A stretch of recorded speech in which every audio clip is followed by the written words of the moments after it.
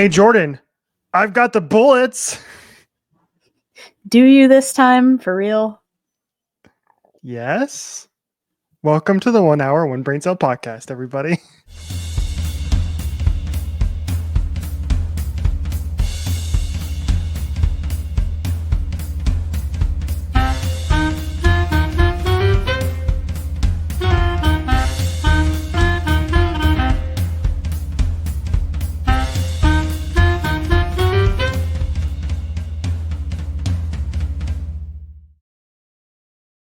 It's a very special edition of the 1 hour, one brain cell podcast today because we are celebrating our 1 year anniversary of the show.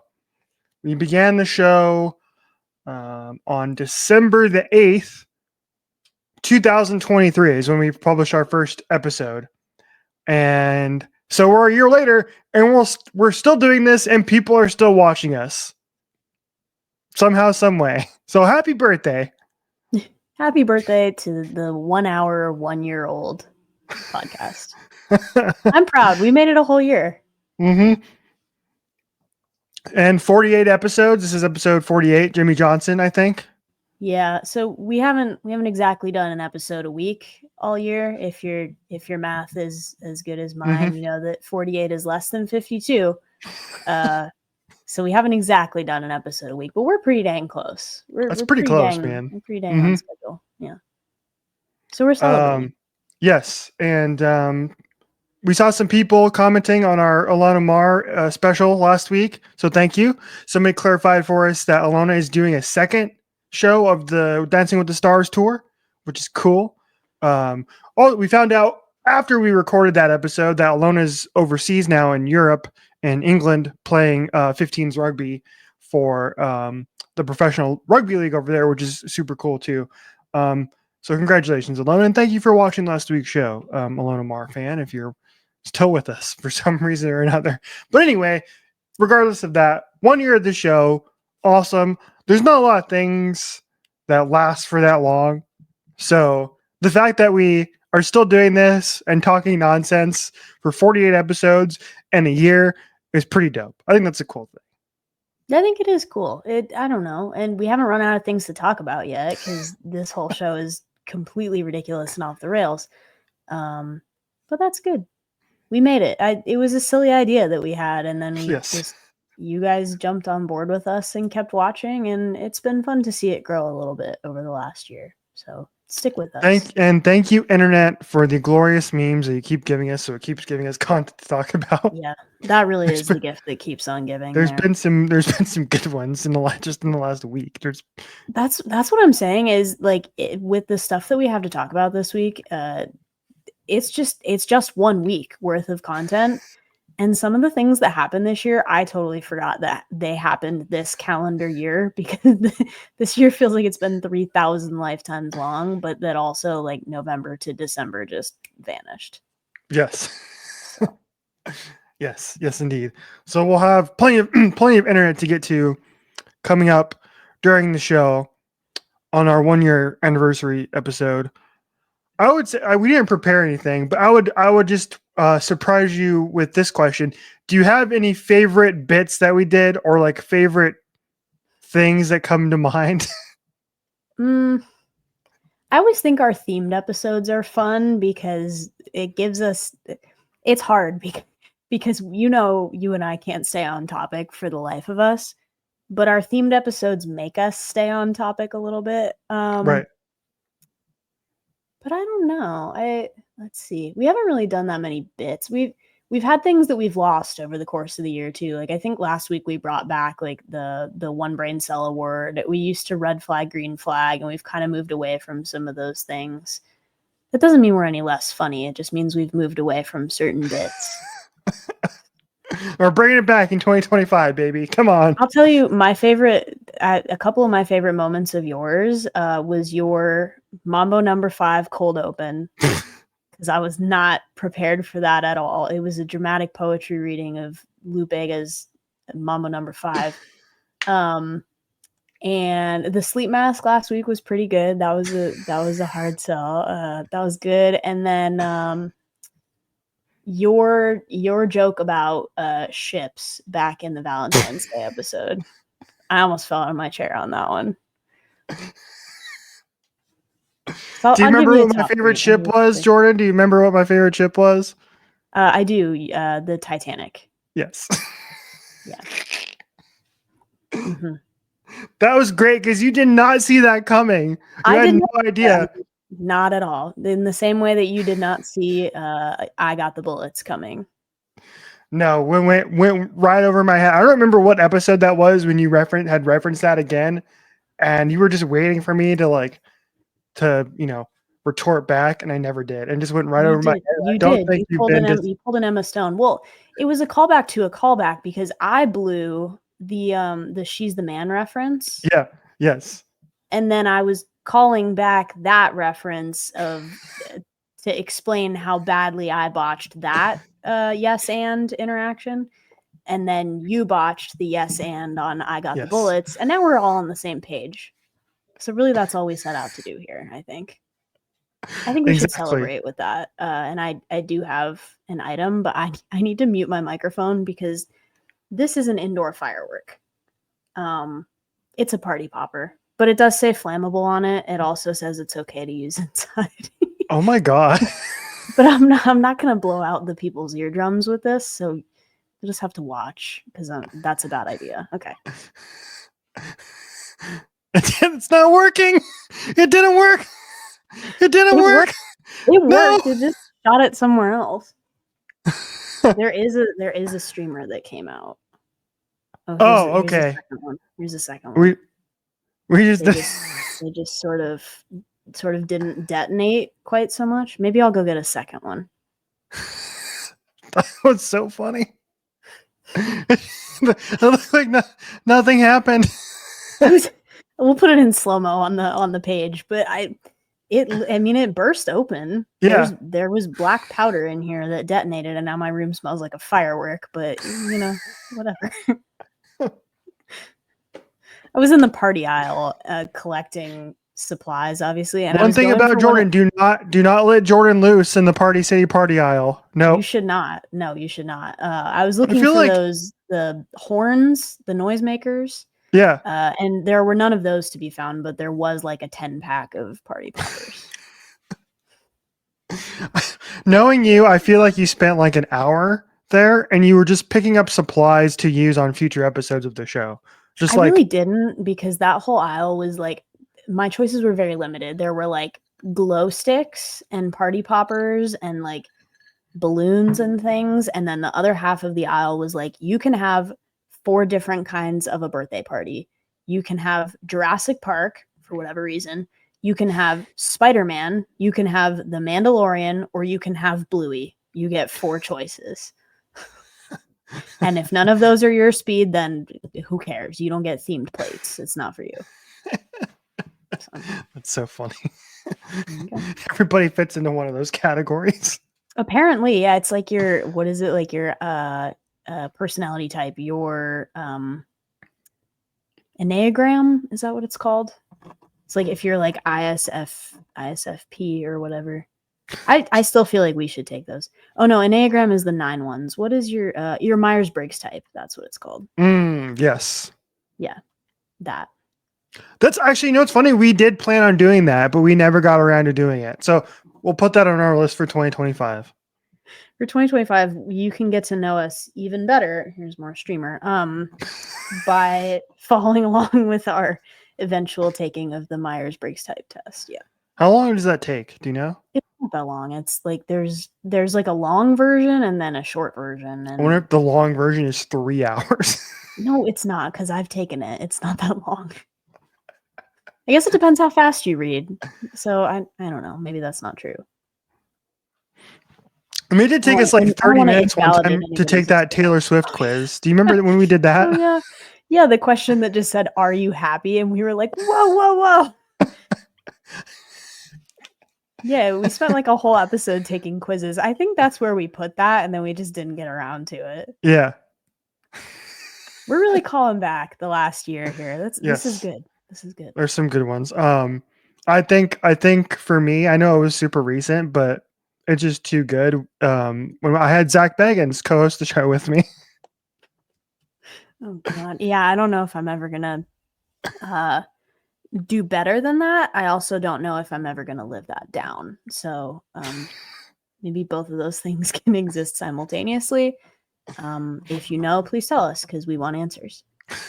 We want answers. That video didn't go viral, and I was so disappointed because I put in a lot of effort wandering around my apartment with all the lights off, taking that TikTok video. It was so funny. It doesn't matter. TikTok's going away in January anyway, apparently. So we're using the ancient texts. the 3 a.m. Agathario edits to light the way. Max Verstappen flashlight edits they're all going away. So save them now while you can.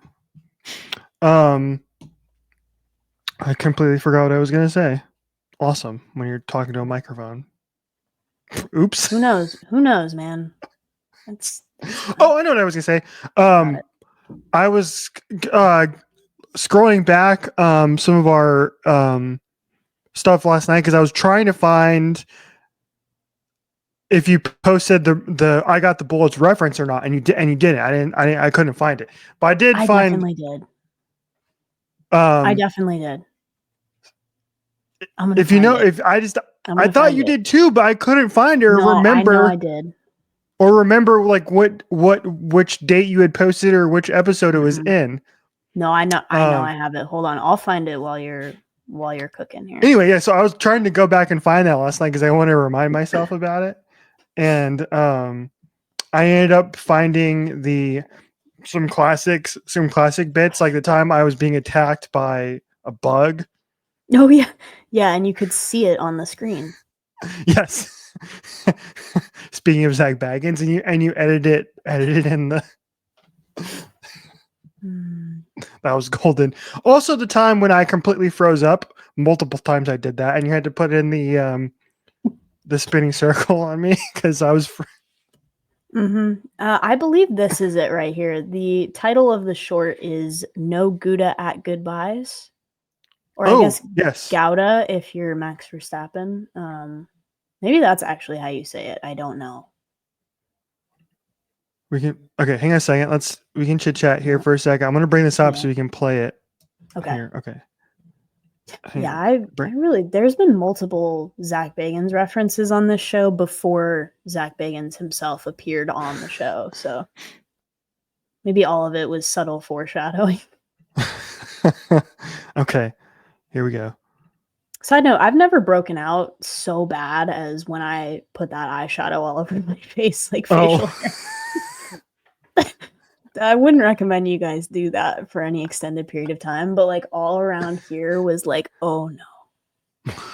All right, here we go. Let's see if this is the right one. Hang on, here we go. That's a lovely still walk with me here on this. I realized when I was doing this research on you that I binned a She's the Man reference on you many episodes ago. I think it was back when we were on our Valentine's Day episode when we were talking about our favorite romantic comedies. Mm-hmm. But you asked me do you like cheese from She's the Man? And I failed the yes and. So good. Do you like cheese, Jordan? Do you like cheese? I love that movie. I don't know why I did that, but I was. Do you like cheese? Well, why, yes, I do. My favorite's Gouda. Because it was giving Emma Stone in La La Land. I got the bullets. And he's like making a Rebel Without a Cause reference to her, and she's like, yes. And you can tell that she does not know what's going on. You've never seen it. What's your favorite cheese, Max? Gouda. I will also. Nice. My work here is done. We've just explained the entire story that we spent 15 minutes telling with one YouTube short. That's if that's not our show in a nutshell, I don't know what is really. Exactly. So go watch our old shorts if you're missing out on things. You put two yappers together, that's what happens.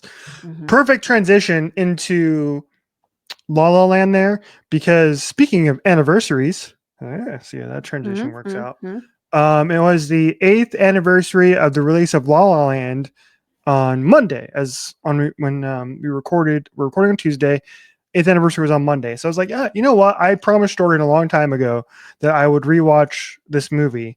And I just hadn't yet to do it and get around to doing it. But it was the anniversary. I was like, you know what? Perfect time to do it. So I decided to rewatch it on Monday, and I'm glad I did. I did not fall asleep this time. So that's half the battle. For the people that weren't here last time, correct me if I'm wrong, didn't you start this movie at like 10 p.m., 11 o'clock? So I went back and watched our little that bit from the show where we were talking about it. I said I started at 8 o'clock, so I didn't even start it that late at night. It's like a 2.5 hour movie. Yeah. But yeah, he fell asleep during it and then promptly rated it, I believe, 2.5 or 2 stars on Letterboxd, which made me actually seethe with rage, physically and spiritually. That was just an attack on me personally. So I've been telling him he has to rewatch it, and he finally did. So thanks for that. Yes, I did, and I liked it so much more than the time I fell asleep. Anything else to say? I would hope so.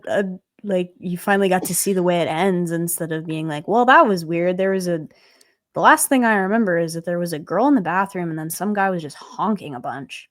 You know what I mean? Like That's basically what happened. Really weird movie to take out of context. Basically what happened. The first 45 minutes, the first time I watched it, I really liked, and then we get into the more jazzy parts of the movie. The first time I watched it, and that's like when I started to doze off. And the first time I watched it, I kid you not, I missed the entire ending of the movie. And I think I told this before, but I'll tell it again. I woke up right as the credits popped on. I was like, "Oh, movie's over." Whoa, that was weird. I wish I knew how that ended. What the hell happened? So the cool thing about not remembering a damn thing about how the movie ends is I got to like experience the ending for the first time. For better or for worse, for a lot of people who are fans of the movie. That one hurts. That one really hurts. If you turn it off before like the last 10 minutes, like it's kind of chill. Yeah. But you can't really do that unless you're really trying to preserve your fragile sanity.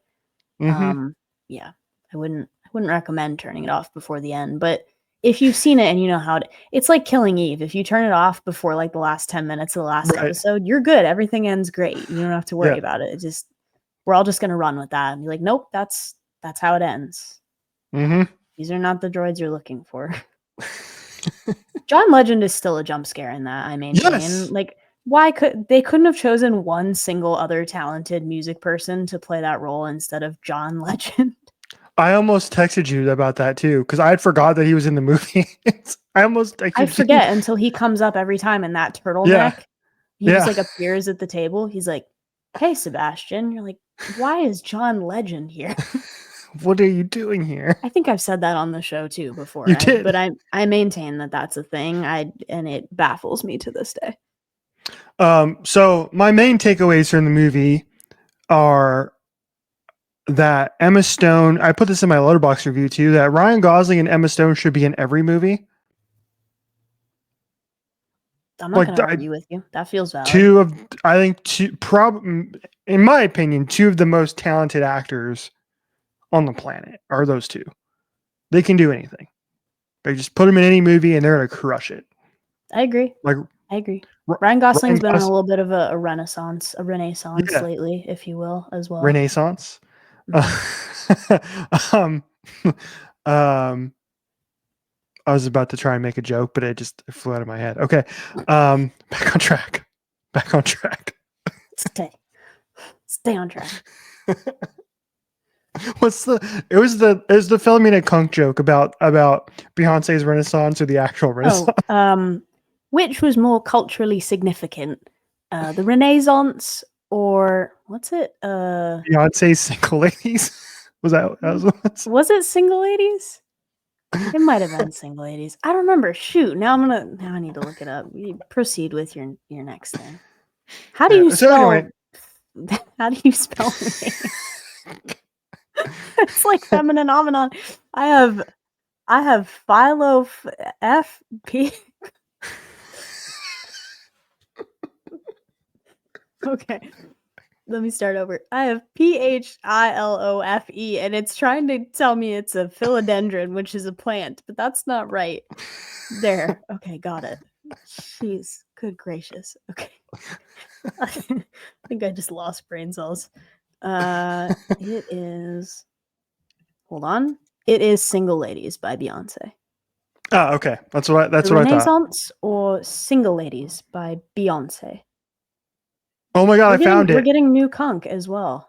Yes, I cannot wait. It's coming out, I believe, like at the beginning of the new year, which is Yes. so exciting. Because we were just literally just talking about her like 2 weeks ago or something, and being Mhm. because anytime she pops up on our timelines, we'll send it to each other because it's just ridiculous and hilarious. And then you sent me the news that we're getting more, which is terrific. Okay, here we go. The Renaissance or Single Ladies by Beyonce. They both have their period. They both have their time. Beyonce I'm rather fond of, but what the Renaissance was trying to do was to reform culture as a whole. And whatever Beyonce does, I don't think she's quite got that ambition. So what, the work of a few straight white men just blows Beyonce out of the water? Is that what you're saying on camera? Which was more culturally significant, the Renaissance or Single Ladies by Beyonce? I'm obsessed with the way she says Renaissance. One of my favorite Cunk bits as well is I think it's like they're talking about like art and culture, and she's talking about the Dark Ages, but she calls it the Dark The Ages. Dark Ages. Yeah. The Dark Ages, and she's like walking through that tunnel with a candle, and she tries to put it out with her hands. It's like, ow! Gets You're me back every on time. track. Back to I would La La Land, love y'all. to but I would love to be a fly on the wall for that show. I feel like I would be a liability on set because you just hear me laughing behind the camera the whole time. It's just hilarious. The poor people she's interviewing, who we have since found out are in on the bit. Mhm. But I don't know how they are able to handle being straight Petition to have Cunk host SNL. But you're talking as like her in character. You could have Diane Morgan do it, but I would love to see her in character do it. Yeah. Yeah. Please. All right. We'll see. We're pretty good at manifesting here on the show. So we'll Yes. see. That's so true. Anyway, back to La La Land, as we were saying. Mhm. Ryan Reynolds, Emma Stone, terrific. They should just be in everything. They're so freaking talented. And like here's my biggest gripe with the movie. I was the one thing that held it back for me from any higher than a 4 Okay. is I'm just not a fan of jazz. It's not my thing. So like you have those beautifully shot scenes of the dancing, a lot of the dance scenes, right? And they were just sometimes those just didn't work for me as much as they should have. You know what I mean? Do you want they me could to have give either you Ryan Gosling's monologue on what do you mean you don't like jazz, or do you want to just leave it? Because the movie literally makes that point back at you. Yes. You're like, you know, jazz, like Kenny G. Like you just put it on at dinner parties and like no one listens to you. Yeah, but jazz is dying. I can do it. You want me to, but I'll say I don't agree, but I can see where you're coming from. Yeah, I mean, yeah, it's just a personal taste thing. Like there were some like the scene in after the like I think it's after like some sort of party or whatever, and they're going back to their cars, and it's like the famous shot of like where you're overseeing all of Los Angeles, and Yeah, that number, that was cool. I love that. sure. But then they go and they kind of do another version of that scene a little bit later on, and that's like, or just yeah. I prefer the them interacting together with dialogue as opposed to like just the dancing part or singing. Give them something to sing because they could both sing. We know that, All right. obviously. I like the That jazz was my bits. that was You my can- that you was my can biggest. Feel the passion from the musicians. That translates. Sure. Yes. That's music. That translates. It's an art form. I'm not gonna go full Ryan Gosling on you here, but I do very much like the upgrade to 4 stars. I will say that. Thank you. I appreciate that at least little like olive branch. Sure. Olive branch participation trophy, whatever you want to call it. Congratulations, you did it. And it's like one of those warped stars. It's like you tried. Yeah. I also really did like, I will say the other one I really liked that was a little bit more extended, dance number. I also like the one from the very end where they're going through and kind of dancing through a bunch of different, like almost like Hollywood style sets and stuff like that. Yeah, that was cool. I That like- was like the, what could have been ending, right? Yeah. I Yeah. like that scene a lot. I like that scene Mhm. a lot too. But I like the juxtaposition between those two things at the end too, where it's like sometimes it doesn't always work out, but that doesn't mean that it wasn't worth doing. mm-hmm. Right. It's a good lesson. It's a good movie. It's a good movie. It's in my Letterboxd top 5, in case any of you all care or hadn't guessed already. Yes, we were actually talking about that over the weekend. We were talking about our Letterboxd top 4, and some of us were making some changes. I actually changed mine for the first time in a long I'm not time. sure I knew what they were before, but Well, well, I could or at probably least one of them. guess. You at least know one of them. Yeah, but I'm not gonna conjure it on the podcast. I'm not gonna summon it. We're not talking about that. Have zombie Killian Murphy show up behind me. Yeah, we're not talking about that. Let's see. Here's your favorite films. Oh, it's your 4 favorites instead of your 5. Okay, I might have been wrong. I feel like maybe you changed it and you either put in Kill Bill or you put in Lord of the Rings: The Two Towers. I feel like it was Lord of Yes. the Rings. I put in Lord of the Rings. I just rewatched those again. And What did you take out? I took out Prisoner of Azkaban. Okay. Valid swap. Prisoner of Azkaban is my least favorite of the Harry Potter series. The movies. Mm-hmm. Get out. No. I stuck with you for like a year while you had La La Land at 2 stars, so don't you dare. You take a hike. This is my show now. Jordan's the captain now. Look at me. Look at me. I'm the captain. Speaking of Letterboxd, another great transition. Both of us watched an Oscar contender Mm-hmm. in the last 2 weeks. Mm-hmm. Let's talk about one of my favorite movies of the year, The Substance. I don't know if we brought this up on a previous show. I think we were going to. We never got around to it. Yeah, But I now don't that think we we've had both time. seen it, Mhm. we can dive into it a little bit. Try and keep some spoilers out of it. Obviously, if people haven't seen it. Yeah. But I gave it 4.5 stars, and it was just the way I describe it is like written directed by Coraline Farragut, I believe is her name, and she just went for it, man. She absolutely went for it. She had the story we wanted to tell and the way she wanted to tell it, and she told it. And this is what cinema is to me. It's that I have become that I've liked to see in more of my movies, which is movies that take chances, that are wholly original and are memorable. And The Substance hit on every single one of those notes.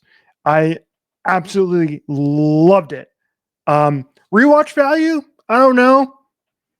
Maybe not that much rewatch value. Not for me, But- but for you maybe. I might actually find myself rewatching it at some point, and during Halloween season, I think it was one of those that, I think it would become a Halloween favorite of mine. Okay, But I can see that. yeah, very, very, the body horror in this movie. I warned everybody about this movie. I've been telling them, like, the spine horror. All of it watch was the spine movie. horror. Watch the movie, but just know the body horror here is a lot, and it's really gross at times. Yeah, certainly not appropriate to watch in a public space. This is not a plane movie. This is not a movie. No, absolutely not. We've talked a lot about that on previous episodes of the show. Is like, what's like good movies to watch on the plane? Don't. You will traumatize the person behind you, even without the sound. And the sound is worse. It's the props to the Folie artists for this, because every sound on that was disgusting and awful and so visceral. Like, I don't know how they did it, but I'm not really squeamish watching movies, but there was so much spine and needle horror in this that I was like, okay, I'm good. I get it. I'm good. Right. I don't need to see her stitch up her entire back. Right. I'm good. I'm good, actually. Yeah, that was a lot. So I did like this movie. The ending was fun, though. The ending was very fun. Insane. Absolutely unhinged. In an absolutely bonkers, insane, off the wall, campy way. It was so much fun. Like the last 15 minutes, I think we posted this, but I'm not sure that was the reaction I was supposed to have to the ending. But I was so baffled by what was occurring that I just started laughing uncontrollably. And it was like, this is really happening. There's no rhyme or reason. There's no sense. Who allowed this? Who greenlit this? Who let this be made? Because what the heck? In the most polite terms, what the heck? This is what you texted me. You said, "Girl, I know this isn't the intended reaction, but I'm cackling. What is this? Who greenlit this?" No, it's true. I think people were maybe supposed to be more horrified by that ending, but it was so out of left field that it took me back, and my only reaction was just to laugh. It was wonderful. I gave it 3.5 because I was like, this lacks a little rewatch value for me just because of how gory it is and how specific you have to be in the things that you pair it with or when you watch it. You were horrified when I texted you that I was watching it because it was noon on a Sunday, and you were like, at noon on a Sunday with a bunch of question marks. It's like, what's the worst that can happen? And then it was that. I gave it 3.5 because anything for me, I'm more strict about my Letterboxd reviews than you are, and things that go in the 4 and 5 category for me are things that are rewatchable. So it was just outside that, but it was very enjoyable. I had a good time. Demi Moore is nominated for this, as she should be. She was absolutely incredible in the movie. Margaret Qualley was also really good. I enjoyed like how for the entire movie just how over the top it was. Dennis Quaid's character like was just ridiculous and awful. And there's that scene of him eating shrimp at the table, and I almost had to get up and leave. I was like, I can't do this. It was but yeah, anyway, there was a lot of like very feminist undertones to the movie the entire time. Obviously it's so heavy-handed on the metaphor, but it works. It's like it works, even though it's in your face. It's smashing you in the face with the message the whole time. It's like, pay attention to me. And it still works. It's not but it basically chokes you to death with it. Yeah. I really hope it gets nominated for some Oscars. It got nominated for some Golden Globes. And Best Director, Demi Moore, and I believe got nominated for Best Comedy Musical as well, I think. Best Comedy or Musical. Hysterical. Yeah. Comedy. Comedy. Okay, sure. I think. Is that what we're calling it these days? Yeah, right. In the same way that Agatha All Along is a comedy where everyone just dies. You're like, cool. Comedy, that's what we're calling it these days. Shout out to Catherine Hahn for getting nominated. Mother Han. So there's that. That's our Letterboxd of the week. We got more Um, movies though. We have one more movie. Oh yeah, I put Interstellar on the list. Yeah. To talk about real quick. Okay, so Interstellar, they re-released it in IMAX 70mm and IMAX digital as well for the 10-year anniversary this year. And I managed to was lucky enough to go see it IMAX 70mm on Saturday morning at 11:30 because that was all that was left. Yep. Full disclosure here, this was the worst part about this. The only bad part about this, which is that we bought the tickets prior to the knowledge that Arizona State was going to be playing in the Big 12 championship game at the exact same time. Mm-hmm. There was no way for you to know that. That just happened. Yeah, exactly. I had no chance. God forbid they put a championship game on in prime time instead of at 10 o'clock in the morning local here in Arizona. Anyway, so I watched the first half and I had to leave and so the game was happening during the movie. And so thank you for texting me during the movie and keeping us updated on what was happening. Congratulations to the Arizona State Sun Devils. They are headed to the Peach Bowl. I digress. Anyway, so there were 4 of us that went. Me, Corey, Scotty, and our friend Fern. And Fern had never seen it. Never seen Interstellar up to this point. Timer? So this was his first time seeing the movie. Whoa. Yeah. Okay, that's cool. Which is like the perfect way to do it, right? Right. And like all of us got out of that theater and we were just like, wow. Like that, it was just like the perfect cinematic experience for a movie that all of us, or at least 3 of us, have seen a dozen times. And that, me, Corey, and Scotty all love. And it's still just as good, if not better, watching it now than it was 10 years ago. And it's even better watching it in a jam-packed theater. Not a single seat to be had. And nobody was on their phones. Nobody was texting. Nobody was talking. Everybody was completely locked in. And it was probably one of my favorite theater experiences I've had, if not the best theater experience I've had since Avengers Endgame. Right? It is that cool. And Hans Zimmer's score, just like the visuals in that just massive, the biggest screen you've ever seen in your life. I was in complete awe. Like my jaw was on the floor afterwards. All of us, even having seen the movie, like it was that good. Like 10 out of 10. Recommend. And for whatever reason, they're only doing it for 2 weeks. Extend it. Who cares? I think it's some of these other movies like Craven the Hunter is coming out. Nobody wants to see that crap on IMAX. Get it out of here. You can make a boatload of money if you extended Interstellar. Yeah. No, I think Lion King was another one that was maybe getting some IMAX screens. Who cares? But get it out of here. Digital, right? They're doing those digital, so it's it's different if you have to show it film and you have to have a specific capacity to do that. Because I think there's only, correct me if I'm wrong, but I feel like I saw this number that there's like 48 or 50 theaters only that remain in the U.S. that have the capacity to do the 70mm film aspect ratio. I think it's even less than that. There were only 8 theaters in the entire country that were doing 70mm IMAX. And 8. Luckily, really? Yeah. And luckily one was right here in Arizona with a nice drive.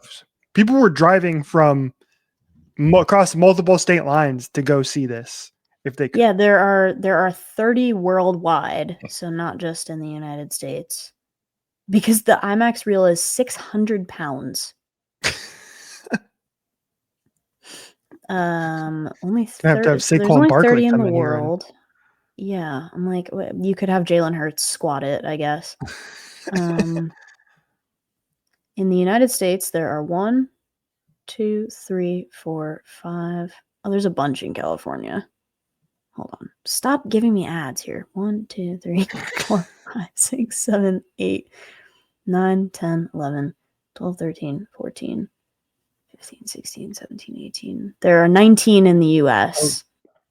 And then a bunch more internationally. Well, I say a bunch more internationally, but it's like Canada, the UK, one for all of Australia, and then one in the Czech Republic.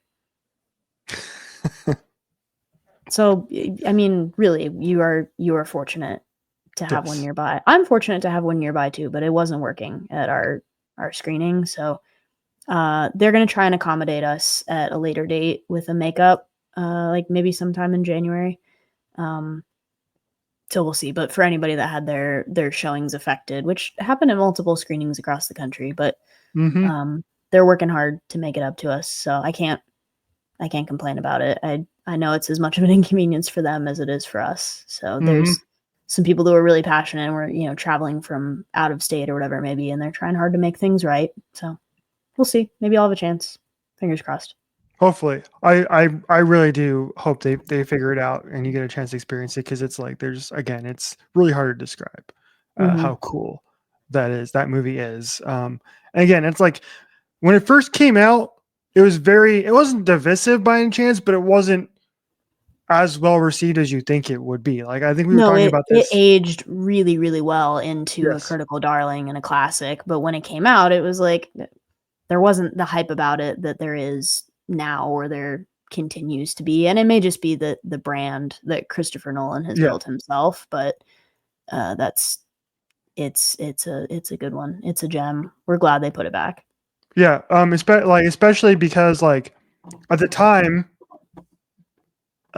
Christopher Nolan had this MO of making of his movies kind of having this being devoid of any kind of emotion, and Interstellar got that rap for a while, and I think that, don't see how.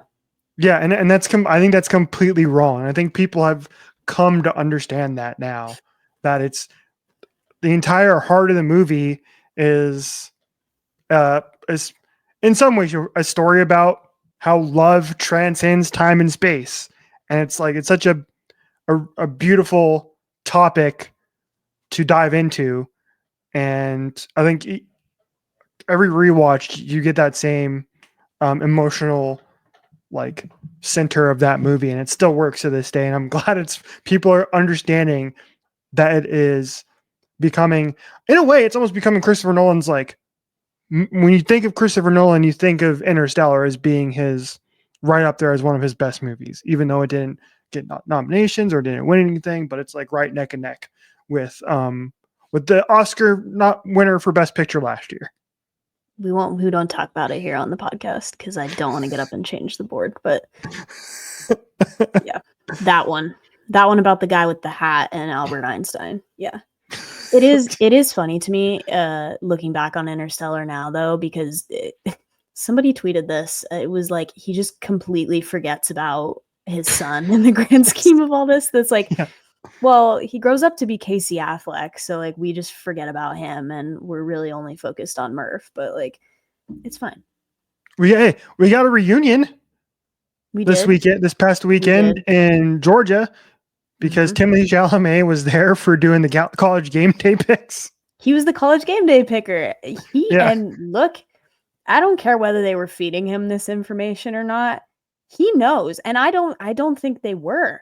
There's evidence coming out that Ball Atreides over here like really knows what he's doing with basketball, with like going back to when he was a kid. There's like evidence of him like knowing obscure Knicks trivia and like waiting outside of a Broadway play with a jersey for Amari Stoudemire to sign, like aging all of us, obviously, but like he knows his stuff. That's Timothée Chalamet.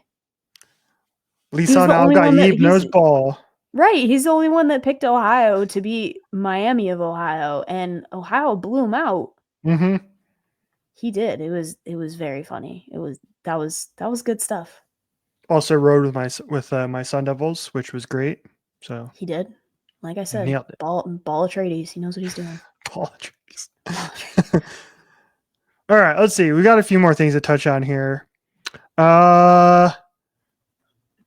Should we wrap up our Formula 1 hour, Formula 1 brain cell for the year? Let's do it. It was our last race of the season. Yeah, not much to talk about the race. I don't think really. I mean, so and so won. I don't care, but And somebody whatever. won the constructors championship. The main Yeah, story, of whatever. course, Lewis Hamilton, his last race with Mercedes. That Mhm. was a story for me, at least. What a Yeah, it great was a drive story from for me, Lewis too. too. Yeah, Let's freaking go, Lewis. Great drive from Lewis. Great drive from Leclerc. P19 to P3. Mm-hmm. Incredible. Incredible stuff. Yeah, it was funny because I feel like we all had a moment where we had to remind ourselves that it's like Lewis isn't retiring. He's just going to Ferrari. But it did feel like that in some respects. It was like, wait a minute. And he like gets out of the car for the last time and is like taking a moment to himself and hugging everyone in the garage. And you're like, wait, it's fine. He'll be back next year. We can't say that with all the drivers. So that was sad too, to lose some folks like Kevin, to lose Kevin Magnussen, to lose Valtteri. Joe won't be a full-time driver next year. We lost Logan earlier this season. We're losing Franco. It's like the Hunger Games. Yeah, just the cannons going off, man. And people are changing teams. It's all of it is crazy. We lost Danny. We lost Danny Rick. Yeah, there were some people criticizing how much love Lewis Hamilton got. I'm like, why? Why are we mad about this? This is one of the greatest pairings in the history of the sport. Like, this is the end of an era. Yeah. You know, like he should be celebrated. That pairing should be celebrated. And I'm glad he got that little bit of a spotlight. Like, this happens in other sports too, when we know that players aren't going to be on part of a team that they were, well known for being a part of. Right. And this happens in every sport. And so why shouldn't Lewis Hamilton get that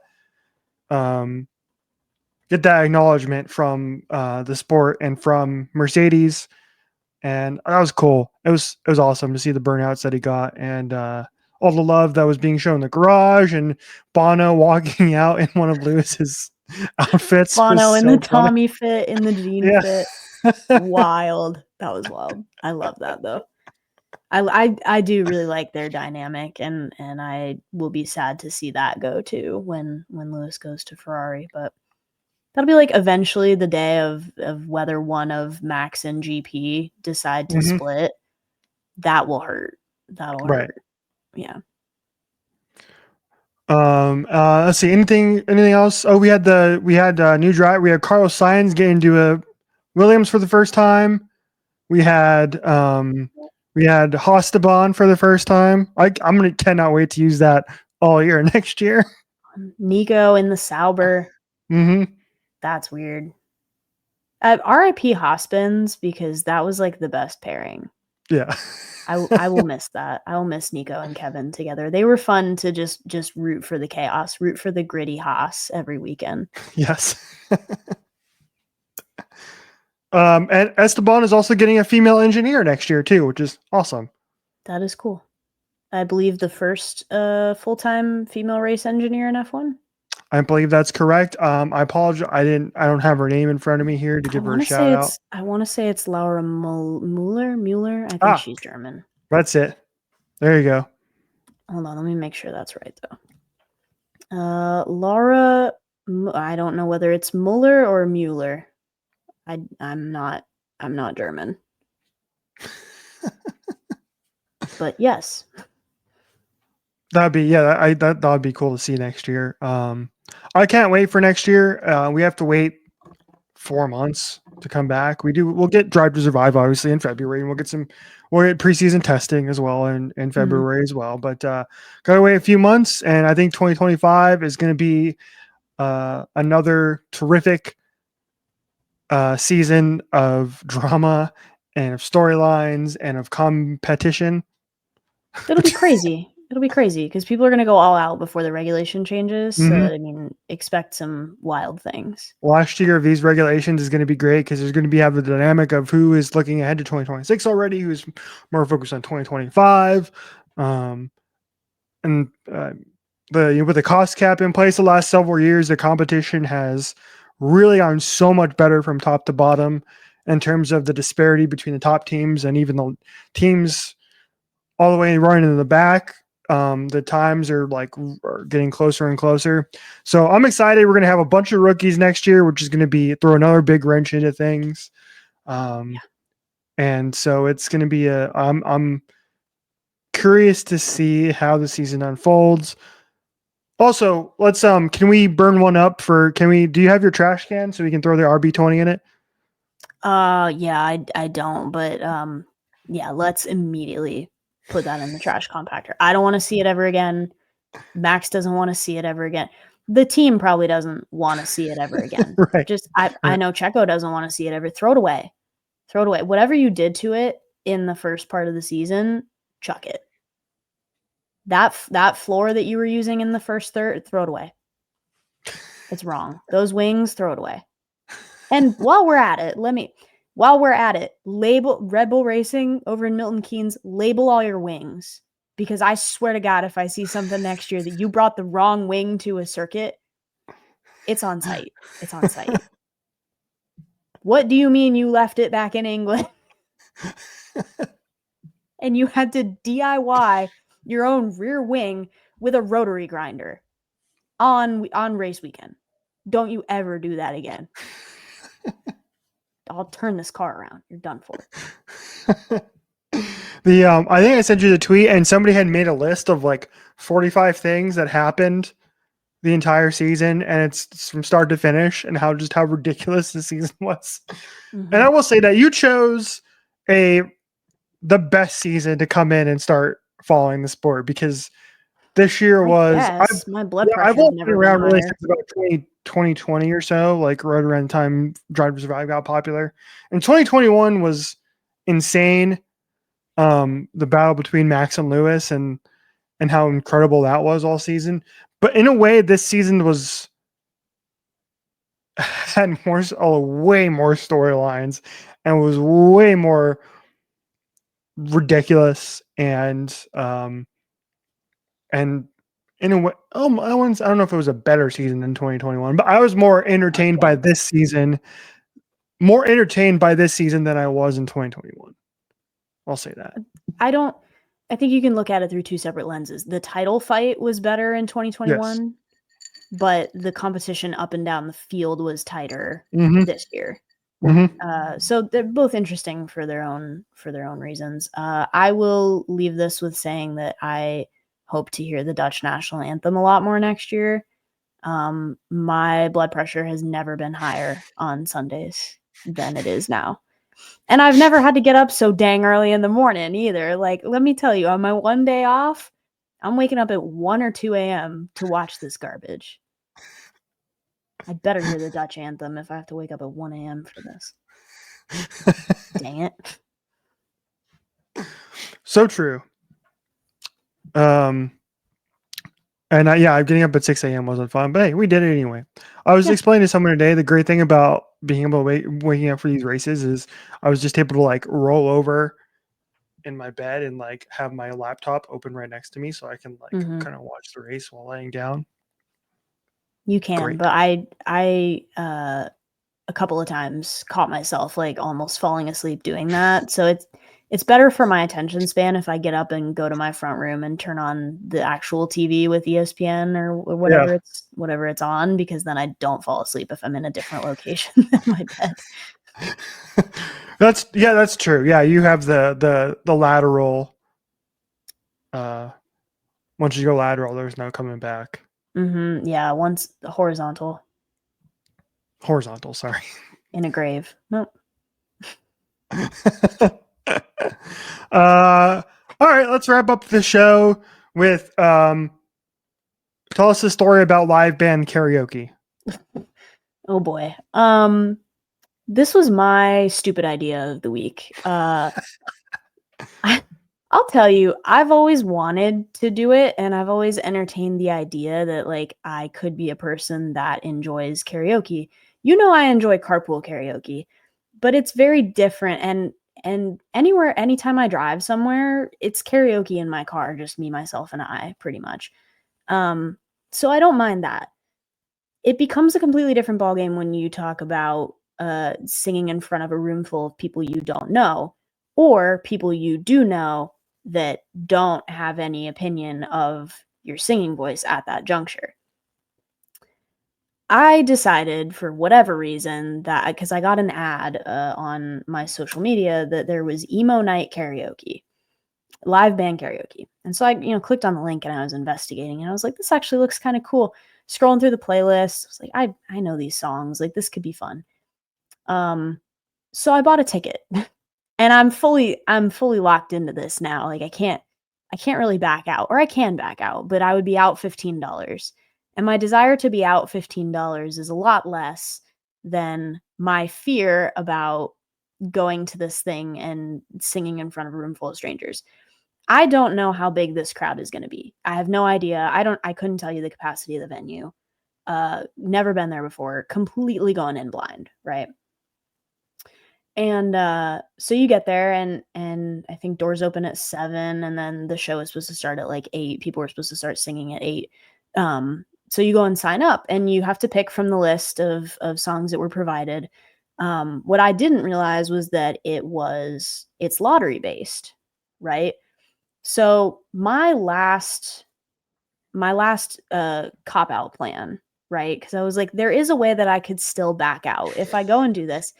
There's a way I could still back out, which is that I get there and all the songs are taken, or I just don't sign up, right?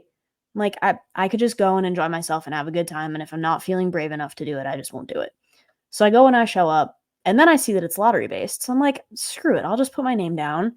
I have a song in mind and I'm like, maybe I won't get picked, right? Who knows? Like the odds are completely random that you could or you could not. As far as I know, I don't actually know how they were selecting people for this. So maybe it wasn't random. Maybe they looked at people in the audience and were like, you look like you have stage fright. You're up next. Which would be horrible, but also funny. And as luck would have it, I did get selected. So you see your name come up they have a projector on the far side of the room that's playing the music videos for the songs while people are going, which is really cool. And then in between songs, they have the list of people that are up next. So if you're not number 1 through 5, you're totally safe. You can go to the bathroom, you can go get a drink at the bar, or, get a water, whatever it may be, hang out, come back. But there is a sense of dread that happens every time somebody finishes a song because you're about to get a new number 5, and that could be you. And at one point, my name popped up there, and I was like, oh God, now I have to go, right? Like, I've been chosen. I've been put on this list, and you can choose to not do it. There were some This sounds people like the that- Hunger Games. That's exactly what this sounds Basically, like. it's the reaping. It's the reaping. It's the reaping. Literally, it's the grim reaping. So you can choose to not do it. There were some people that didn't. There were some people that they were really, really nervous about it, and we lovingly encouraged them to do it anyway. It was a great crowd, I'll say that, because there were songs that everybody knows and people were really getting behind it and just, singing and trying to accompany the person on stage. And the band up there will also do backing vocals with you if you start to get lost or you don't know what you're doing, you're off tempo a little bit, or you're off pitch or whatever it may be. They'll try and help you. They really put a lot in place to make people want to do it. There was a poor soul up there that got picked who had put in for I Write Sins, Not Tragedies. Great song, by the way. Mm-hmm. And one that everyone knows all the words to in their sleep. So it's the best possible occurrence, right? If you don't want to go, pick a song that everybody knows because you barely have to do any work. We all just want to yell it, right? It's like Welcome to the Black Parade. You're like, everybody in this room is just going to scream the whole thing. You don't have to worry about it. So there's an art to selecting your song for this. And part of that is I did not realize how loud a full band is on stage. You can barely hear yourself think when you're up there. It was crazy. Especially with the percussion, and I'm fortunate that I chose a song that wasn't super percussion and instrument heavy because I don't think I would have stood a chance trying to hear myself and keep up with all of it, or at least be on pitch, right? You would have been on tempo, but you might not have been on pitch if you can't hear yourself. There is a flip side to that, which if you're not confident in your vocals, pick a song that goes hard on the drums because no one can hear you anyway. So Like I said, there's an art to it. There's an art and there's a luck to it. And the luck is, does everybody in the crowd know the words to the thing that you picked? Because if so, great choice, because they can help you. The other luck is, did the people that went before you smash it? Because if they did, it's going to be really hard to follow. If they didn't, you can really only set the bar higher from that. And I was fortunate that maybe fortunate or less fortunate, that the people in front of me, they did fine, but it wasn't anything crazy. It wasn't like some of the guys that went early that were doing like under oath, but like literally screaming.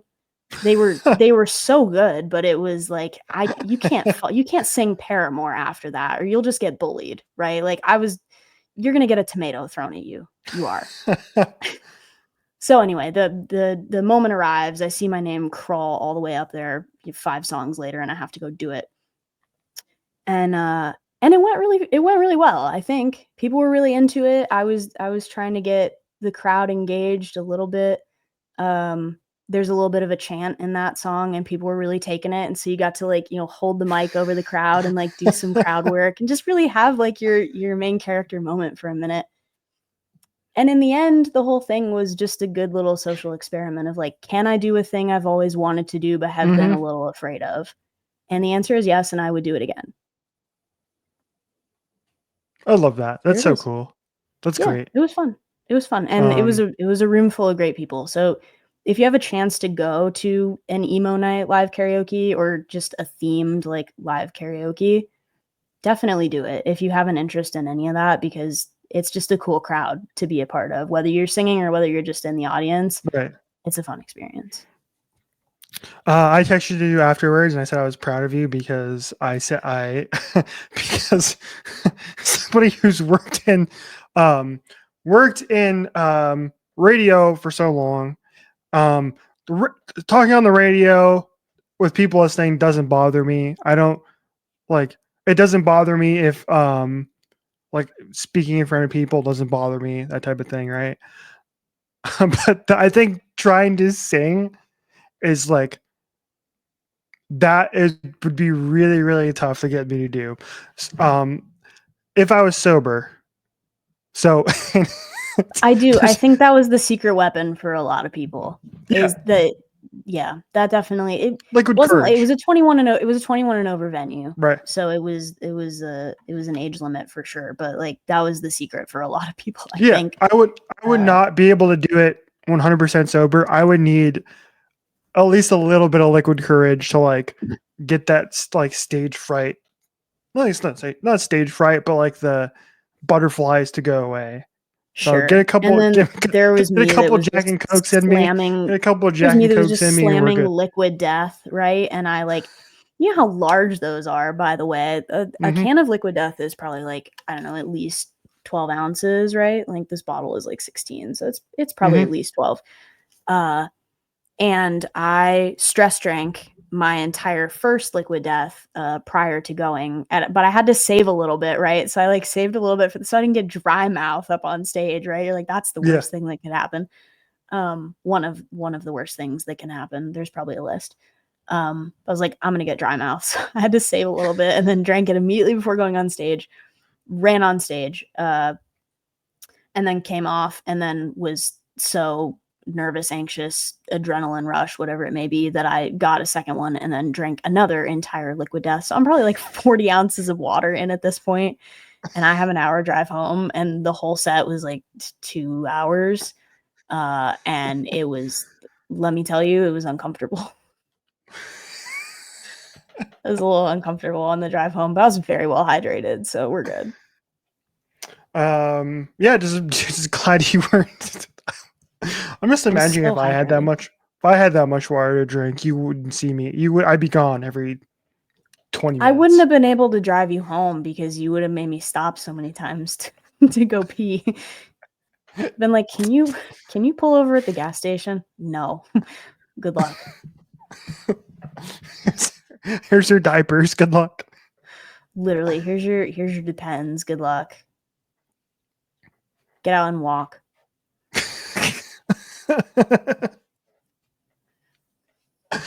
All right, everybody. I think it's going to put a wrap on our show for this evening. episode number 48, Jimmy Johnson. Great episode of the show. Our birthday episode, 1 year anniversary show. Terrific. The fact that we've come this far. Coming up next week, we have we'll be celebrating. Believe by the time you see the next episode, Jordan will be a year older. She'll be 22. A year older, but no wiser. Ain't that the truth? And Jordan will be coming to visit me out here, among other things. I'm saying coming to visit me, but like, Yeah. you know. And we're doing live band karaoke, so pick a song. Oh my god. Get cracking. I'm trying to think what would be fun. Give me a ukulele and I'll sing. I'll do I have one. You can borrow I'll do a nice ballad. The Ballad of the Witches Road. The Sacred Yes! Chant version or the cover version?